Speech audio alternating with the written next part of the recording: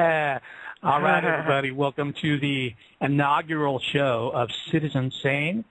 I am Guy Weddle, and I'm here with the illustrious, beautiful, crazy, insane Dr. Christie. Hello, world. Woo! Well, finally, huh? Here we are. Yeah, absolutely. Years of procrastination, and we finally did it. And today we have Frank C. Frascino, Jr. He is the author of the Braxton County Monster. This is a revised edition from 2012. The original, I guess, the publisher fucked up in 2004 or whatever, and I've been reading it, and it is phenomenal. We also have Alfred Lindbergh, who is here with us, and two of my favorite people, one of my most favorite researched cases.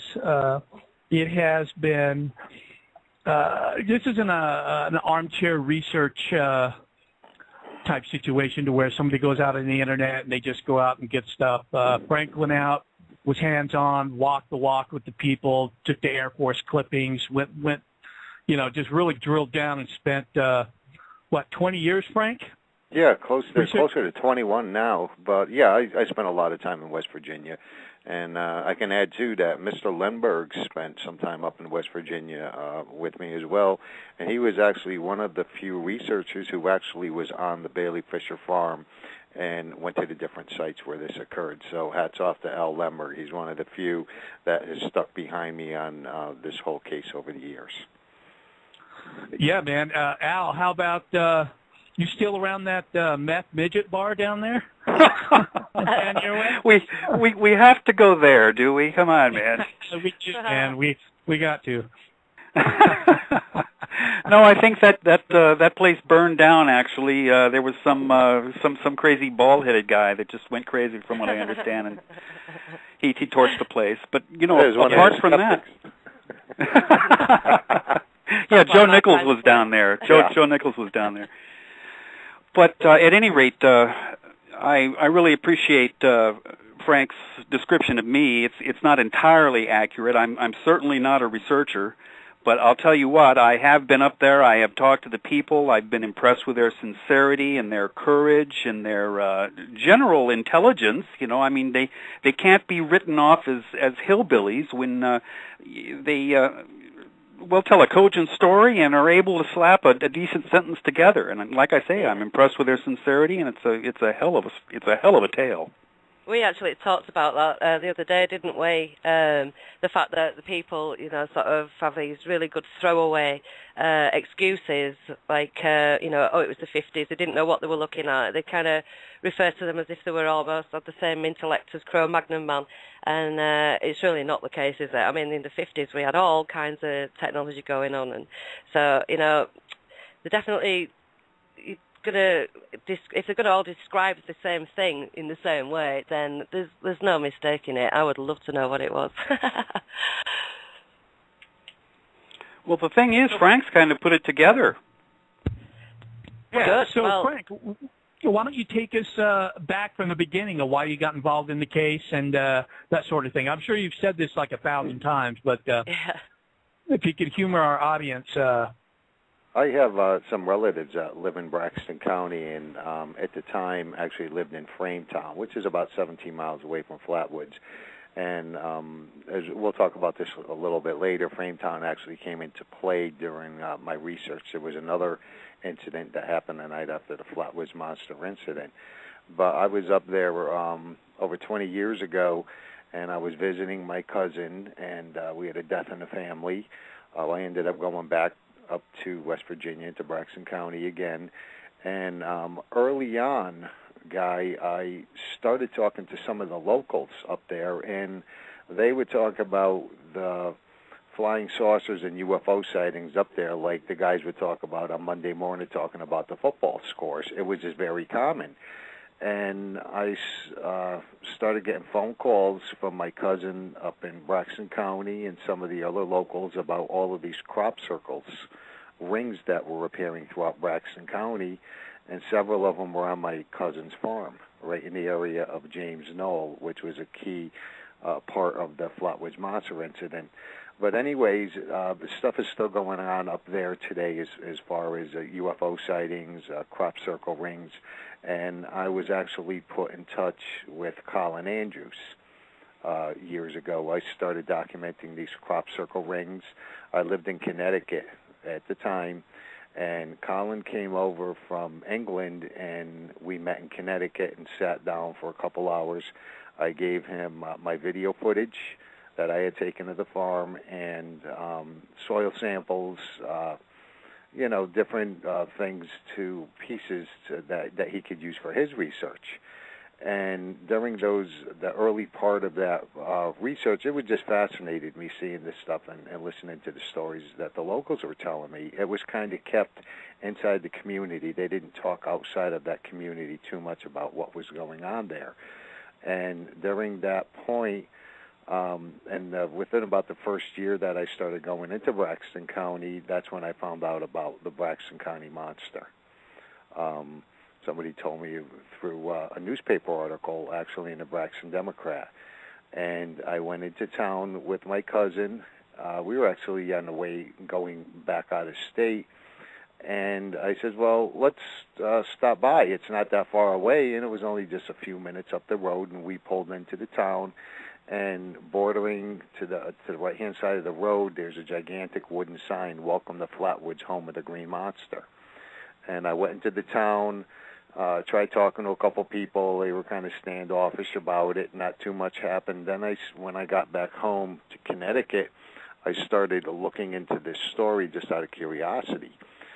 And over the next few months, I started realizing through all the newspaper articles that I was able to find, all the old UFO books and magazines, I was going to libraries all over the state, that this story had really turned into a joke over the years, and there was not two stories in any book that were alike. All the stories were different. I would read one book and it said Kathleen made a primary witness, and there was 2 kids, there was 5 kids, there was 12 kids, there was 4 kids, and I'm like, this story is crazy. And then when I saw what this monster looked like, I actually thought it was a joke. That's the old picture that you see of the monster wearing the KKK hood, this big black hood coming to a point. He's wearing a dress with arms and claws, with bulging eyes, with this big round head, basically similar to a monk's outfit. And this thing was floating. And that right there, as far as I was concerned, that was kind of ridiculous. Well, I started going back. It turned me off right off the bat, I can tell you. Not to interrupt, Frank, but it just totally turned me off. A Forrest Nixie with a big round pumpkin head wearing a Sweet 16 skirt. Now, come on. I mean, who can believe that? But please continue. And this story is these different stories that I was reading about. It's like, how come this story is so botched up? Later on, I came to find out that this was one of the biggest news stories in the world in 1952. And I was thinking to myself, how could a story of this magnitude get this screwed up? Something happened here. So I started going into the town and talking to different people. And I was put in touch with the primary witness, Kathleen May. And I spoke to her on the phone quite a few times, and she started telling me a different story from what I was reading in the books. And what actually happened with this ridiculous drawing is that a couple of the witnesses actually went on a nationwide television show a week after the incident. It was called We the People. And the witnesses sat down with the sketch artist, and they were giving their descriptions to the artist. And this was right before the show. He did this pencil drawing on a poster board of what this monster. It was actually his interpretation. I can't blame the artist 100% because the witnesses had never seen anything like this in their lives. This thing was completely out of this world. And they're trying to describe what this thing looked like, and the artist, through his interpretation, drew this ridiculous picture of a monster wearing a dress. Yeah. I started working with Kathleen May, and she told me a different story. And she gave me the description. Being an illustrator, I was able to basically do police-style renderings, like sitting down with the witnesses. And that was, too, the described as what Frank Ficino ended up painting was described from the very beginning. It never was a Forrest Nixie with a pumpkin head and a Sweet 16 skirt. It's what Frank drew.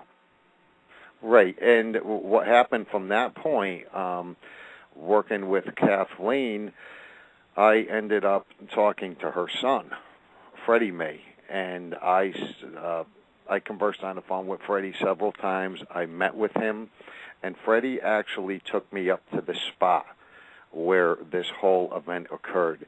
And it was really cool to be able to go through with an actual witness. Freddie May actually saw the craft fly over the school playground that night.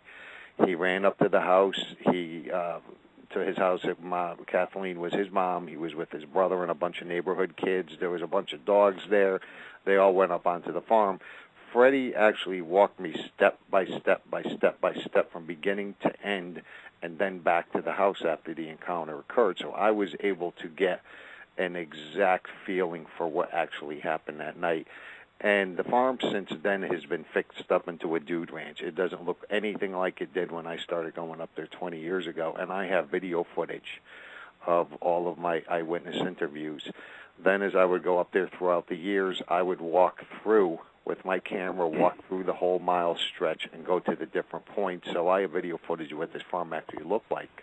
Back then, it hadn't changed much since then. Yeah, is everybody appreciating the significance of video footage of the key witnesses? And I'll tell you, now that is astonishing. And anybody who thinks they can whack it out in one place, it's in 2 or 3 places, folks. So it can't go away. Frank's got that forever. Yeah, it's like, to be honest with you, when I first heard of this case years ago, I saw the Pumpkinhead rendering and all that stuff, and I just wrote it off. Me I too. didn't actually take this case serious until, I started looking at Frank's work. Well, the good thing with Freddie May is I was able to walk through, and I got a feeling really good for what had happened there, and I understood it a lot better. And I was actually videotaping this step by step. And then I sat down with Freddie.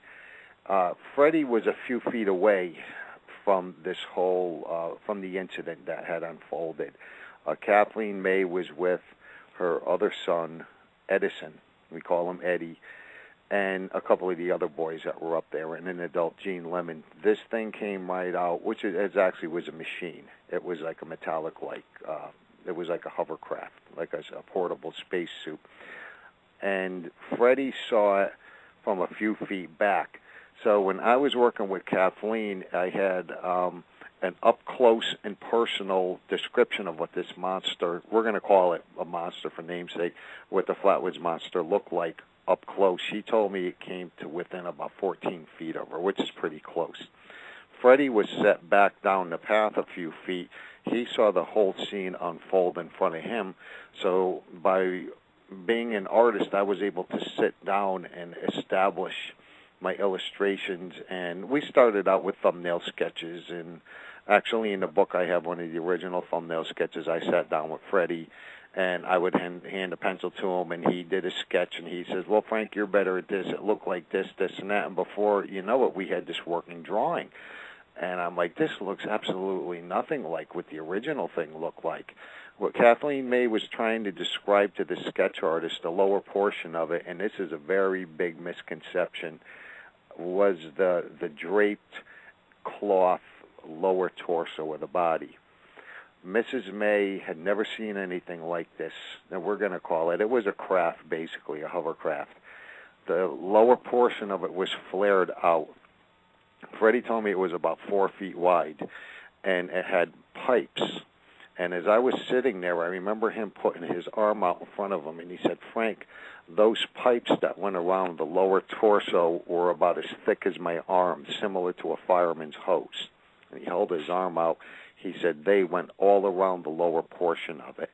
This thing was hovering, If you look at the original drawing close, the one thing that the artist did get correct was he put in a drop cast shadow, which was his simulation of it hovering. So this kind of added the mystery to the whole thing. Why is this ridiculous-looking monster in a dress with arms and claws floating? Why is it floating above the ground?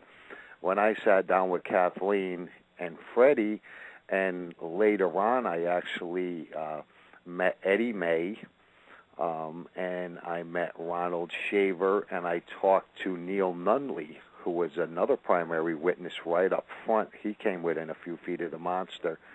The reason there was a drop cast shadow drawn in there is because this thing was a hovercraft, and it was propelling itself, and it was hovering off the ground.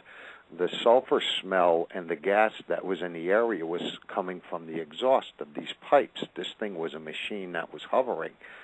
So you could see how, if you actually look at the illustrations that I was able to come up with from the descriptions of the witnesses instead of this half-assed drawing that was done in minutes right before the TV show, and they turned it around on this national television show and bang, put it in front of the camera. The music got loud and they played all this creepy music, and everybody just kind of looked at each other and said, what's this? But when you take the time and you sit down with the witnesses like I did, I was able to come up with the actual closer likeness to what this thing looked like. And as far as the big pointed cloth hood that was over its head, Kathleen and Freddie told me it was actually an outer helmet, and it was black, and it came to a point. The head was not a head made of flesh. It was actually an inner helmet. And Freddie likened the whole scenario to this as like looking at a fighter pilot sitting inside the cockpit. You're looking down over the canopy. This thing basically, the upper portion of it was like a cockpit. He said that it had what looked like a sheet of glass, some type of protective barrier or shield in front of it.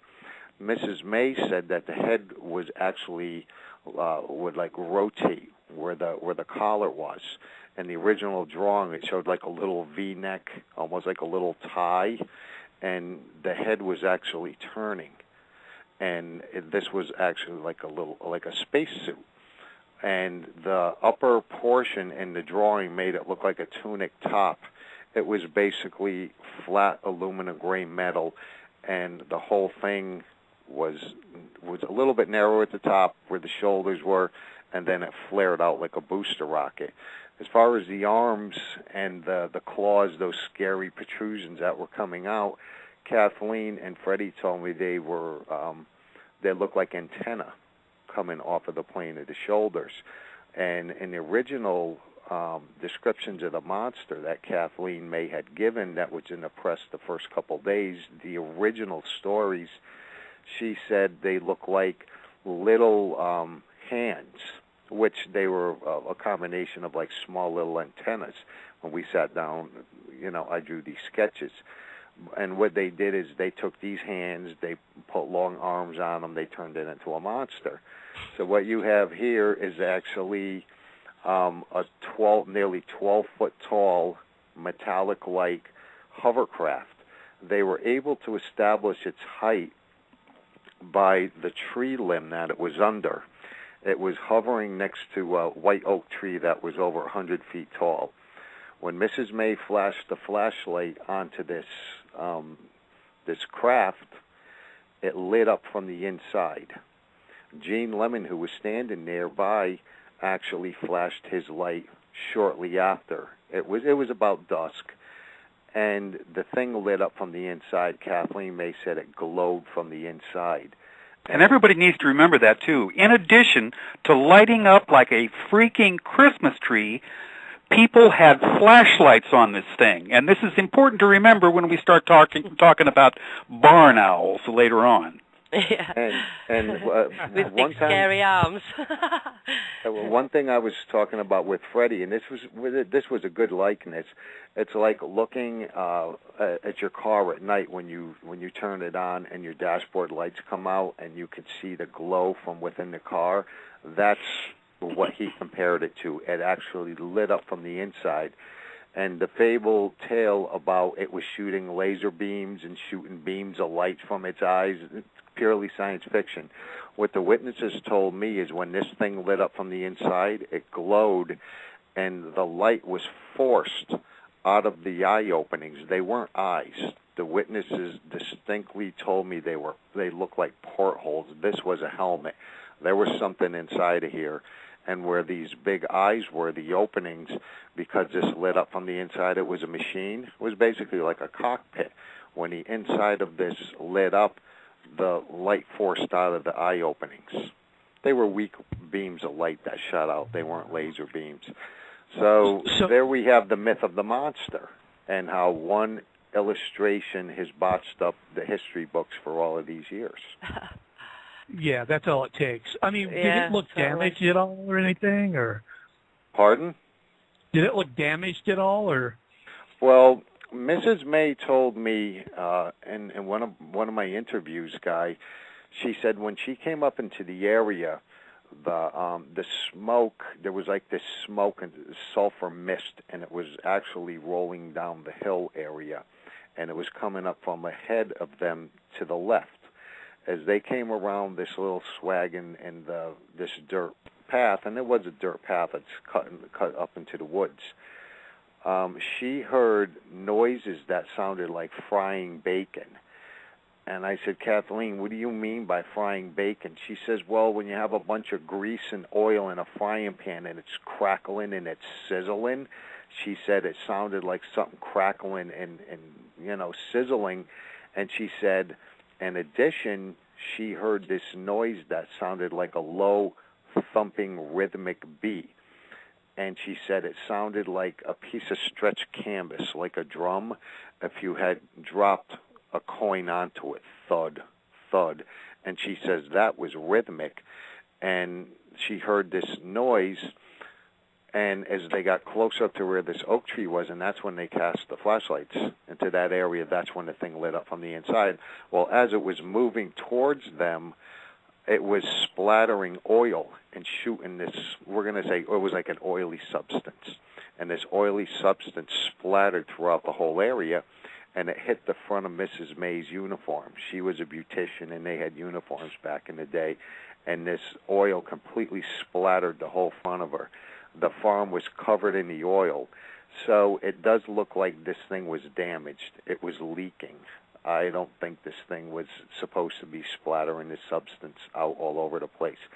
And it seemed to be hot. Something was frying up from the sounds of what Mrs. May was talking about. This thing and then on the other hand, that gas or whatever it was could be just the kind of thing that you might cast off trying to keep the gomers away, Could have been. Well, when you said that they were shining the torches on it and it lit up from the inside. Right. Right, you're saying that the light actually penetrated through the exterior of this thing? No. Flashlights were on the figure, and the figure itself was lighting up like a Christmas tree. Right, okay. So it lit up. And yeah. I specifically asked Kathleen, I said, so it reacted to you because this thing was set off to the left. It was at dusk time. It was up against the woods. It was behind this tree. They couldn't get a clear shot of it. They did not use the flashlights at this point because they were not going up there looking for a monster. They were going to look about 100 yards away on top of the mountaintop where the kids had seen it land. So they're looking straight ahead. They're not looking over to their left. This thing completely surprised them. Kathleen May said... Yeah, they want to save their batteries. Is why they're holding off on their flashlight. Yeah. Exactly, Alfred. And when you know an area, you're not really fearful, are you? So, I walk about in the dark quite a lot when, So, yeah, and they've been there before. It was no big deal to them. Yeah, I've done a lot of time walking around Rendlesham Forest on a night, and your torch is off most of the time. So, people would maybe sort of think that why would you go into the woods without a torch? Well, if you're familiar with an area, then you wouldn't, would you? You'd just be confident just to go off and, do whatever. But, yeah. So this thing was actually in a dormant state, and they saw the glowing. It was like a low glow from the inside, and they thought it was it was like a dull light. They thought it was something up in a tree, an animal. Gene Lemon, who was standing near her, he thought it was a possum. They're looking 12 feet up in the air. What the hell is going to be 12 feet tall with eyes up in the air? And that's when they hit it. And I said, Kathleen, did this thing react to you? And she says, absolutely. Because when they hit it with the flash beam lights, it reacted, and that's when it lit up, lifted up, and hovered in front of them. This thing was basically hiding up there, and they weren't expecting to see something like that. They're looking straight ahead, like 100 yards to where the thing touched down. This thing completely surprised them. Yeah. And they were able to gauge the height because there was this tree limb from that coming off the tree that was 12 feet in the air. About 12 and a half feet, and this thing, when it lifted up and started hovering, just about cleared it. So when the investigators went up there in the following days, they went up there and they said that this is where it was seen. I interviewed Colonel Dale Levitt. He was United States Army in World War II, and he was actually called up to the crash site. He received a call from Washington, and he went up there with about 60 troops. When I went up onto the site with Colonel Levitt and did an interview with him, he told me he distinctly remembered that tree limb they measured was about 12 foot high in the air, and we were standing on the path, and as we got away to the right-hand side of the path, furthest away from the tree, he told me, Frank, we can reach up and we could grab the tip of that tree because it sloped down. He said, so whatever was there came from under the 12-foot point near the tree, came towards the witnesses, and then it moved back away in the other direction and went into the field where the craft was. And Lieutenant Colonel Dale Levitt, I point out to everybody, is a bona fide World War II hero, decorated hero, with an outstanding reputation in the area. Yes. Everyone, after everyone saw that monster and it was all over, I mean, did they all go check their shorts? Well, Mrs. May told me she was so scared when she saw it. What happened, Guy, is there was actually two fences, and there was a big steel gate, metal steel gate, and that was what separated the farm from the first pasture. The second pasture was the sloping gully, and when they walked inside, it was like a big horse cattle fence, and when they opened that up, they all crossed inside onto the property of the farm, and as they were walking up the dirt path, there was a second fence, but it wasn't a swinging gate. It was actually, Mrs. May said there were two posts, and the posts are actually still there, and they would put slats of wood and nail them from post to post. And the fence was about 3.5 feet high, something like that, about 3.5, 4 feet. Mrs. May said she was so scared when she saw this, it came so close to her, she hurdled it in one shot. On the way up, they climbed over it. Her and the kids climbed over it. On the way back, she says, Frank, we were so goddamn scared, I hurdled that in one shot. The other kids climbed over the fence. When they got back down to the beginning of where the trail began, Guy, they all climbed over. They climbed through. They were so scared they just barely remembered how they got back over and down the hill and back to the house. Can you guys hear me now? I got you. Yeah, we got you, girl. Right. Yeah, I was just going to say that the craft that I saw was pulsing a dull grey white light and emitting this mist, But when I actually ran for it, I thought that I'd like travelled about 200 yards in 3 bionic woman kind of leaps. That fear will give you a height. Yeah. Raw fear will give you the technology. I was running and I couldn't see. I was the blind panic thing. I've actually had that. The only thing that I did see was my foot hitting the floor twice, and then I was in the house and I thought I'd done it in 3 giant leaps. Yeah. So, go on, sorry. Carry on woman now. music going. Going in your head. Bionic woman music. Yeah. Never mind. Running in slow motion. Yeah. Yeah, I couldn't get out there fast enough. It was like being hit by a truck, honestly. So, I think everybody has a good idea of the wheres and whats and the why-fors of this crazy monster, out there in the middle, the flat, dead center middle of West Virginia. What was this thing? Well, when I started researching this particular case here, everything I could get my hands on. I spent years researching. I was going to libraries all over West Virginia. I started expanding outside of the Braxton County Monster area. There was a lot of weekly papers up there.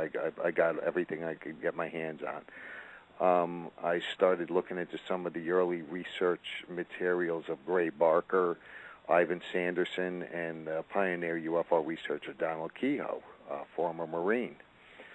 And I started looking over some of their notes and piecing some stuff together.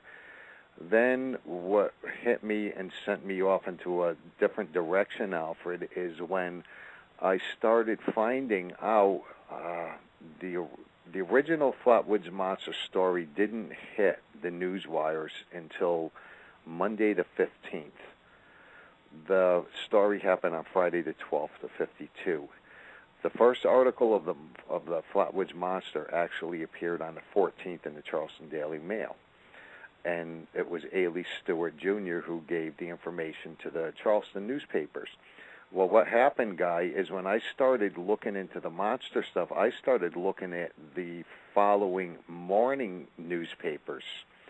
There was no mention of the monster yet because the story hadn't broke yet. But there was articles up and down the East Coast of the United States, and nobody had ever pieced it together, of flying saucers, UFOs, rockets, fireballs, meteors seen up and down the coast. Then I was able to get the Project Blue Book microfilm reel for the same day, September 12th.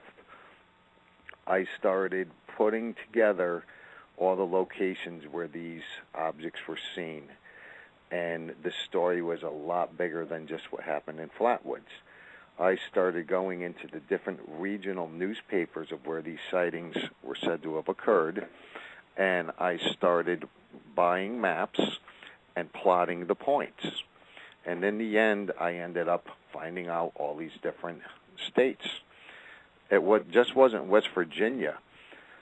I found out there was 21 hours of sustained UFO sightings over 9 East Coast states.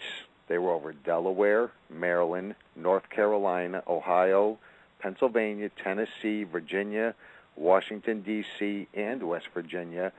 And then there was a sighting in California, which is in the new book, some new information, all within a couple-hour time period.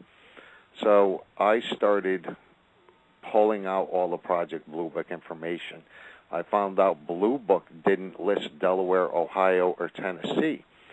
So I started contacting newspapers and asking them, calling them up around these different states, different regions, and once I found out where one was seen in what area, I would pull the map out and I would call the other local libraries surrounding that area, and before you know it, after several years, I have 102 locations in 9 East Coast states where these UFOs were seen.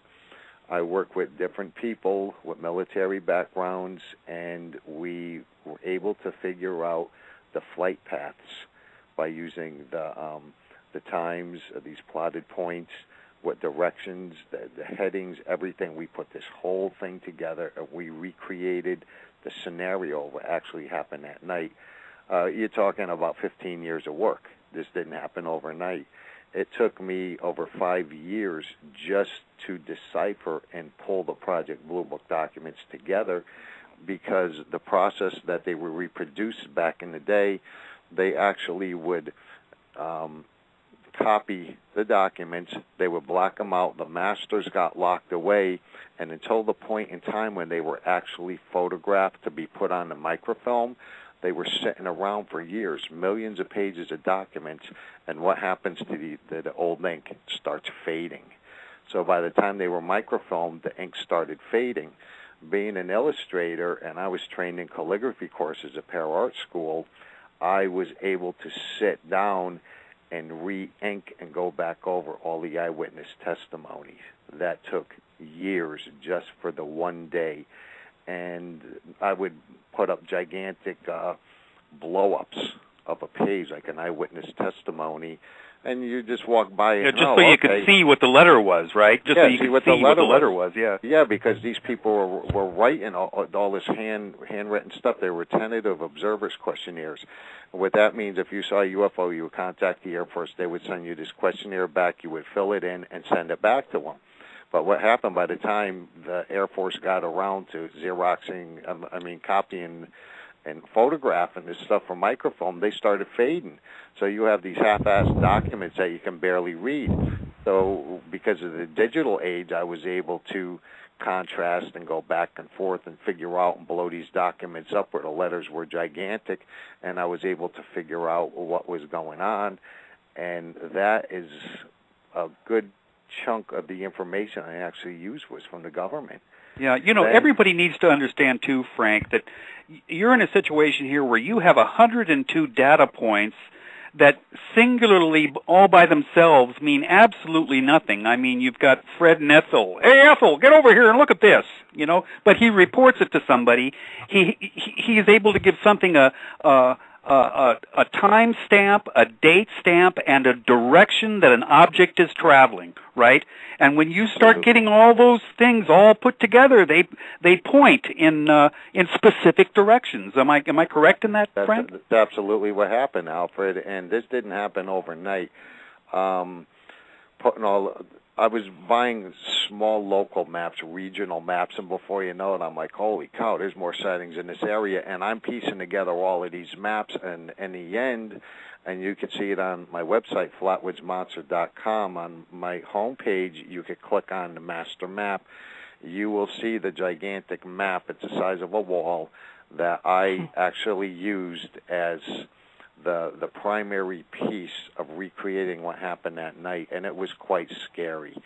The Flatwoods Monster incident was basically, in a nutshell, a search and rescue operation. I've had military people stand in front of that map and their jaws hit the ground. And one of the original fellows who actually helped me with this, with a military background, he stood in front of that map, and it looked just like 102 bullet holes.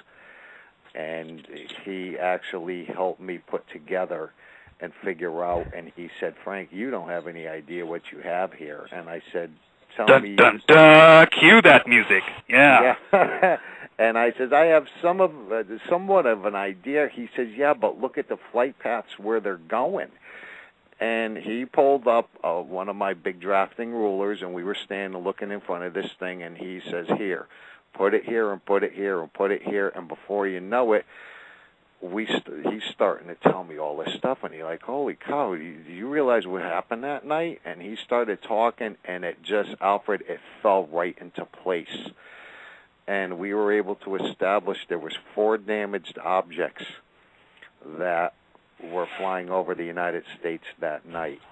And 3 of these objects actually came over the eastern seaboard. And by plotting all of these points, we were able to establish that the first object that came over the mid-Atlantic part of the United States flew southwest towards Tennessee, and it flew 100 miles through the no-fly zone. It was actually gunning and going towards Oak Ridge National Laboratory. The second UFO that came in over the coast went in the other direction, and it flew northwest towards Ohio, and it flew towards Wright-Patterson Air Force Base. That was a target. The third object that came in came directly down the middle and threaded a needle and flew over Washington, D.C.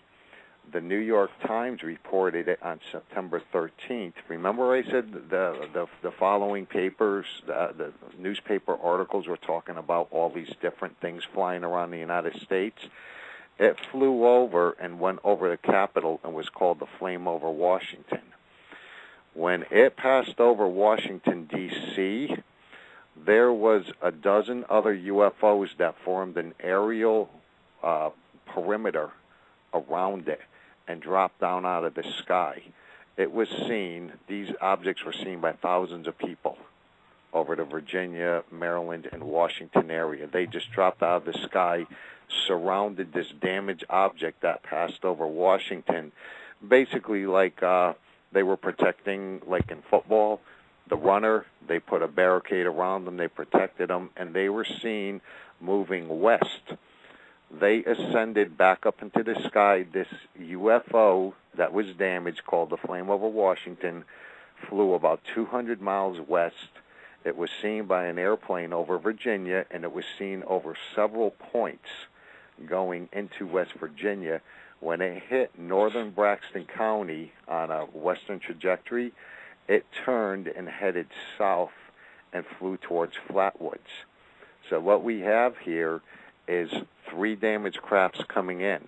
When the object passed over Washington, D.C. safely and was not intercepted and taken out, the other 2 UFOs redirected, the one that was heading towards Oak Ridge and the one headed towards Wright-Pat. We were able to establish the times.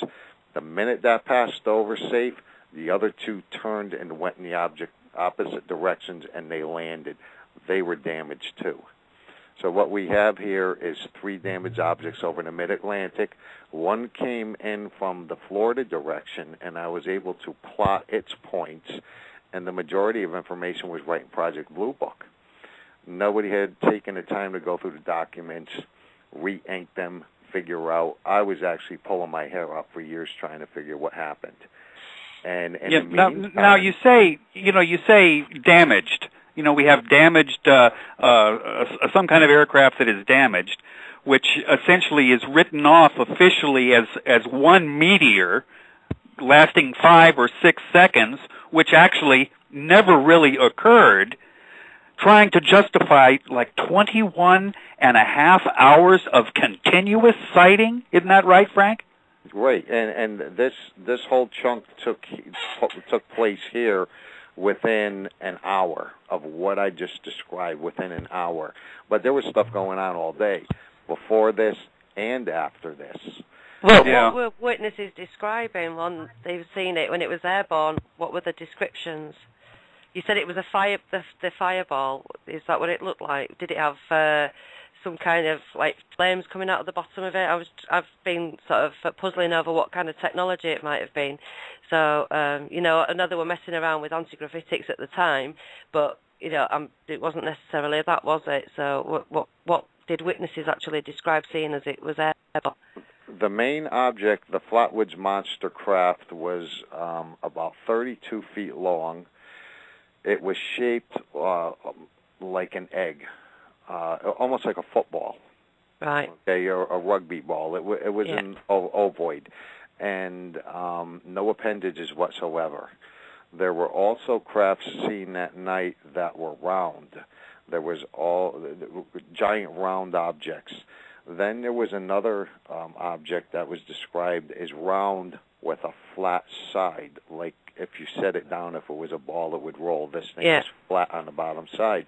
Then there was several other objects that were huge cigar-shaped objects that were seen flying over the area.